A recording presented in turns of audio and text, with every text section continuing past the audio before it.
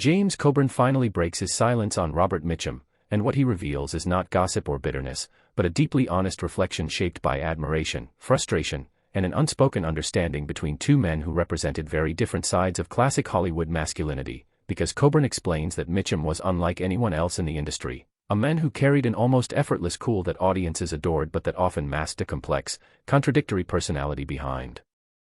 the scenes. And according to Coburn, Mitchum's legendary indifference was both real and performative, a shield he used to protect himself from an industry he never fully trusted. And while many actors envied Mitchum's ability to coast on instinct rather than discipline, Coburn admits that it could be maddening to watch a man with such raw talent treat the craft with apparent casualness, especially for actors who had worked relentlessly to earn every opportunity. And Coburn notes that Mitchum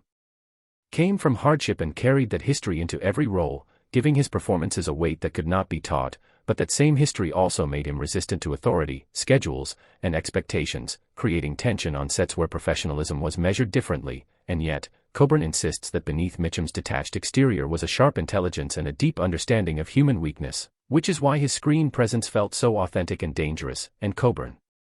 recalls moments when Mitchum's laziness was mistaken for confidence, and confidence mistaken for arrogance, when in reality Mitchum simply refused to pretend that Hollywood mattered more than life itself. And this attitude both inspired and infuriated those around him, because Mitchum succeeded without visibly trying, challenging the idea that struggle was the only path to legitimacy. And Coburn admits that for years he couldn't decide whether he resented or respected that freedom, and with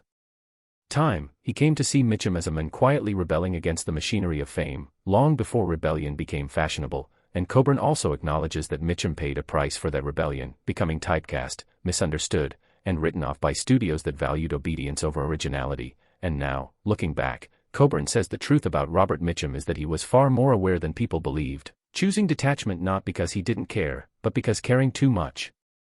in Hollywood could destroy you. And in finally speaking openly, James Coburn reframes Mitchum not as a careless icon, but as a deeply intuitive actor who trusted instinct over ego and truth over polish, a man who refused to let the industry define his worth, and in doing so, left behind a legacy that still feels honest, dangerous, and unmistakably human. A reminder that sometimes the most misunderstood figures are the ones who see the system most clearly. Here on Hollywood Spotlight.